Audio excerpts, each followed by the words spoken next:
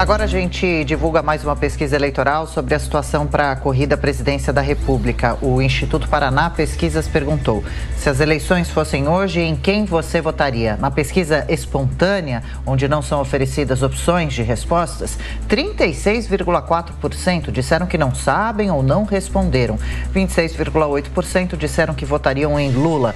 23% votariam em Bolsonaro. Ninguém, branco e nulo representam 9,7%. Ciro Gomes aparece com 1,6%, Sérgio Moro com 1,3% e João Dória tem 0,4%. Já na pesquisa estimulada, em que são oferecidas opções de respostas, Lula ficou com 40%.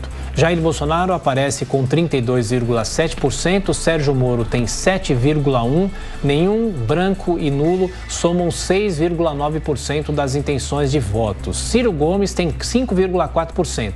3,7% não sabem ou não responderam. João Dória aparece com 2,3%.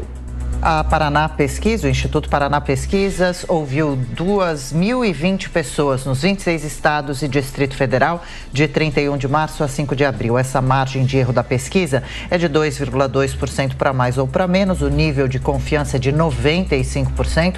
A pesquisa foi registrada no TSE, o número é o BR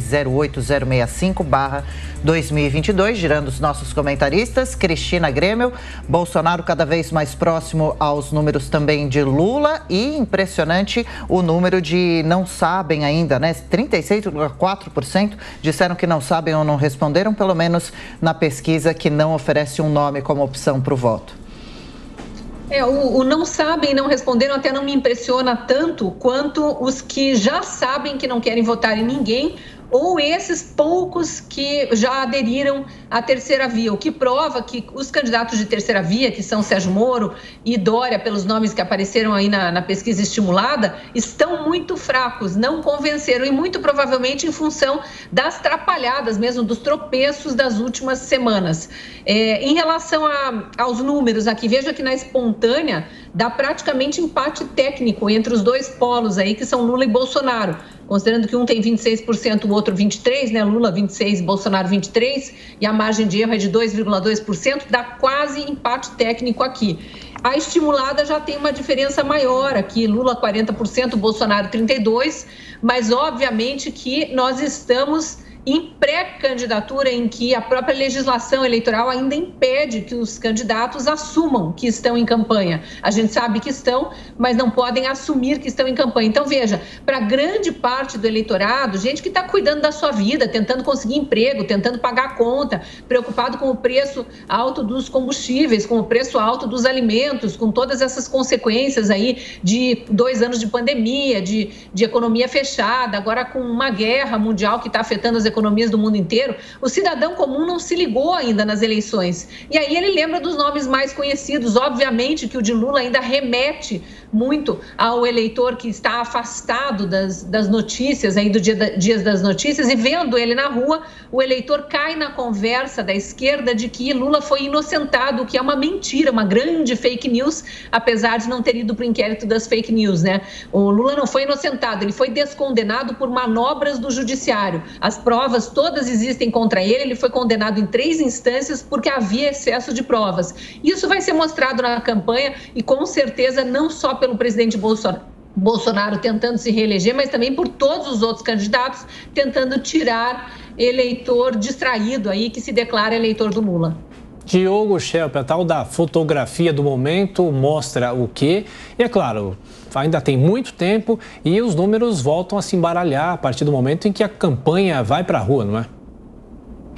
Exatamente, Thiago. O que a gente viu nos últimos meses foi uma grande estabilidade nos números dessas pesquisas de intenção de voto, mostrando aí sempre Lula num patamar equilibrado, Bolsonaro também num patamar estável, os candidatos da terceira via oscilando muito pouco. Então, o que a gente vê nessas novas pesquisas que estão saindo, que estão sendo divulgadas esta semana, é que há uma mudança tênue nesse cenário. E essa mudança aponta principalmente uma melhora na avaliação do governo Bolsonaro e também na intenção de voto do presidente Jair Bolsonaro. Ele diminuiu aí a diferença dele em relação ao Lula, que ainda assim continua grande. A gente tem que falar também de Ciro Gomes, que muitas vezes é tratado aí como terceira via, mas ele não faz parte dessa discussão que está ocorrendo entre MDB, Cidadania, PSDB, enfim, União Brasil, esses partidos que estão buscando esse nome único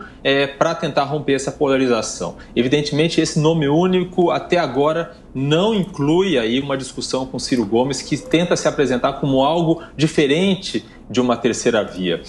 Ciro Gomes, que é muitas vezes associado mais à esquerda do que esses outros partidos, esses outros candidatos que estão aí em discussão por um nome único. Essa melhora de Bolsonaro tem muito a ver com o cenário econômico, que tem alguns indicadores melhorando, por exemplo, a queda da cotação do dólar, também uma melhora tênue na questão do desemprego, na criação de emprego e, obviamente, o arrefecimento da pandemia, que obviamente não tem ligação com nada que o governo tenha feito, mas que dá uma sensação para as pessoas de que a vida está melhorando, de que a vida está voltando ao normal.